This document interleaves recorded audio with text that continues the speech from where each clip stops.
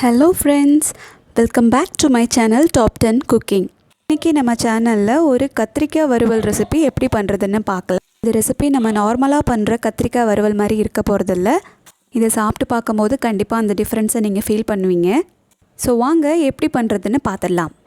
இந்த ரெசிபி பண்ணுறதுக்கு மெயினாக 2 கோர் இன்க்ரீடியன்ட்ஸ் தேவை. அது என்னன்னு பார்த்தீங்கன்னா வெள்ளை எள்ளு, அப்புறம் நம்மளோட வேர்க்கடலை.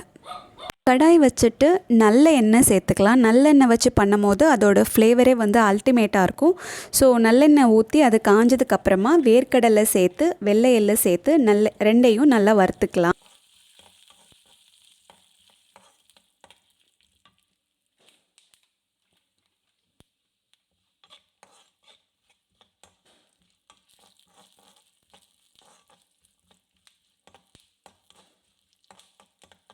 அதோட கலர் நல்லா சேஞ்ச் ஆகி வருது. நல்லா வறுபட்டதுக்கப்புறமா ஒரு மிக்ஸி ஜாரில் அது ட்ரான்ஸ்ஃபர் பண்ணிக்கலாம்.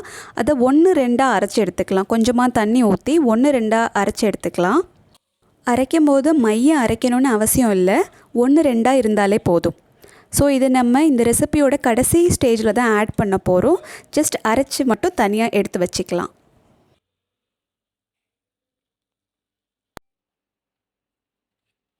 ஒரு பெரிய எலுமிச்சம்பழம் அளவு புளியை எடுத்து ஊற வச்சுக்கலாம். இன்றைக்கி நான் இது கூட ஒரு 3-4 கத்திரிக்காய் நீல வாக்கில் அரிஞ்சு வச்சுருக்கேன். பெரிய தக்காளி பழங்கிறதுனால நான் 1 பொடியாக எடுத்து நறுக்கி வச்சுருக்கேன். சின்னதாக இருந்தால் 2 யூஸ் பண்ணிக்கோங்க. அதே மாதிரி இதில் நான் சின்ன வெங்காயம் சேர்த்துக்கிறேன். திரும்ப கடாயில் எண்ணெய் ஊற்றி நல்லெண்ணெய் ஊற்றி காஞ்சதுக்கப்புறமா 1 டீஸ்பூன் கடுகு பொரிஞ்சு வந்ததும் 1 டீஸ்பூன் மிளகு சேர்த்துக்கலாம், முழு மிளகு. கூடவே ஒரு கொத்து கருவேப்பிலையும் சேர்த்துக்கலாம். இதெல்லாம் சேர்த்து நல்லா 4-5 பூண்டு பல் சேர்த்துக்கலாம். நான் தட்டி போட மறந்துட்டேன், நீங்கள் தட்டி போட்டுக்கோங்க. சின்ன வெங்காயம் அரிஞ்சு வச்சுருந்தோம் இல்லையா, அதை இந்த நேரத்தில் சேர்த்துக்கலாம். நல்லா வதக்கி விடுவோம்.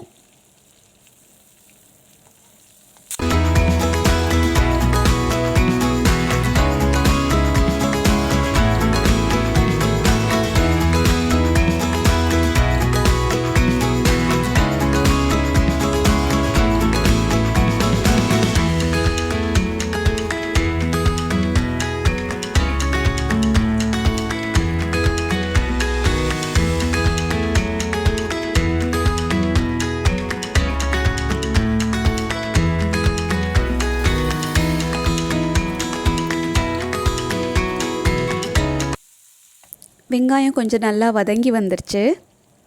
இந்த நேரத்தில் நம்ம பொடியை நறுக்கி வச்சுருந்த தக்காளி பழத்தை சேர்த்துக்கலாம். இது ஒரு பெரிய தக்காளி பழங்கிறதுனால நான் 1 மட்டும் எடுத்து பொடியை நறுக்கி வச்சு அதை சேர்த்துருக்கேன். இப்போது தக்காளியும் இது கூட சேர்ந்து நல்லா வதங்கட்டும். வெங்காயமும் தக்காளியும் ரொம்ப வதங்கணும்னு அவசியம் இல்லை. இது கூட நம்ம புளித்தண்ணி சேர்க்க போகிறோம். அதோடு சேர்ந்து இது கொதிக்க போகுது. அதில் நல்லாவே அது வதங்கிடும். இப்போது நம்ம கத்திரிக்காயை இதுக்குள்ளே சேர்த்துக்கலாம். சேர்த்துட்டு நல்லா கிளறி விட்டுக்கோங்க. தக்காளி சின்ன வெங்காயம் வதக்கும் போதே கொஞ்சம் உப்பு சேர்த்துக்கோங்க.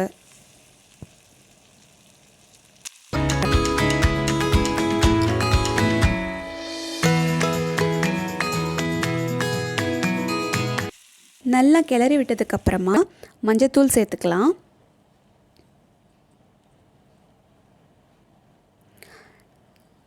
மிளகாத்தூள் சேர்த்துக்கலாம். நான் இதில் நார்மல் மிளகாத்தூள் தான் சேர்த்துக்கிறேன். காரம் ரொம்ப வேண்டாம்னு நினைக்கிறவங்க காஷ்மீரி மிளகாத்தூள் சேர்த்துக்கோங்க. நல்லா கிளறி விட்டுக்கலாம்.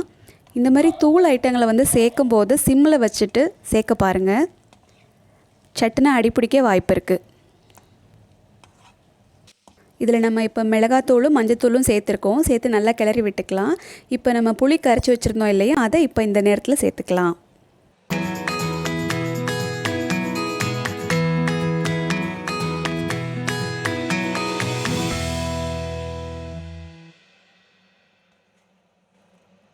புளித்தண்ணி சேர்த்ததுமே நல்லா மிக்ஸ் பண்ணி விட்டுக்கோங்க.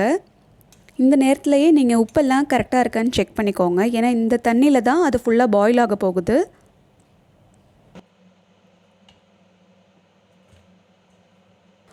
புளித்தண்ணி ஊற்றி ஒரு 4-5 நிமிஷம் நல்லா அதை கொதிக்கட்டும். மூடி வச்சுருங்க.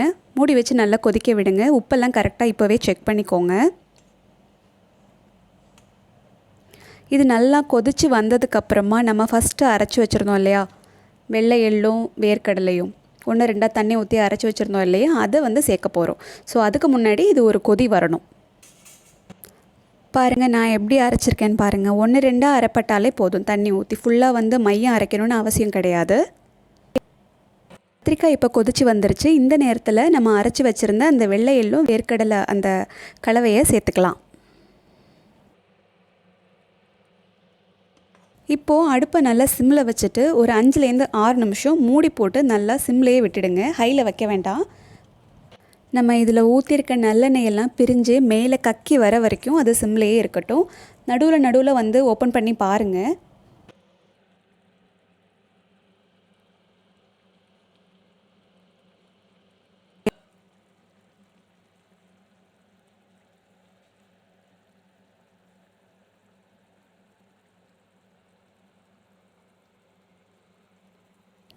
கரெக்டாக ஒரு 5-6 நிமிஷத்துக்குள்ளே அது சுண்டி வந்துடும்.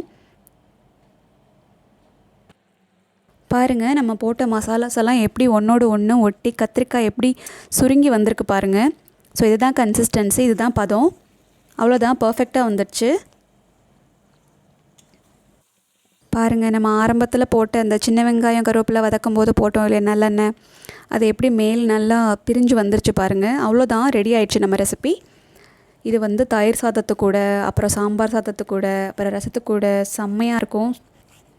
கண்டிப்பாக ட்ரை பண்ணுங்கள். செம்ம டேஸ்டியான ரெசிபி. யூஸ்வலாக பண்ணுற கத்திரிக்காய் ஃப்ரை மாதிரி இல்லாமல் இது ஒரு வெரைட்டியான ஒன்றுன்னு சொல்லலாம். ஸோ ட்ரை பண்ணுங்கள். இந்த ரெசிபி பிடிச்சிருந்ததுன்னா லைக் பண்ணுங்கள், ஷேர் பண்ணுங்கள், கமெண்ட் பண்ணுங்கள், பெல் ஐக்கானை கிளிக் பண்ணுங்கள்.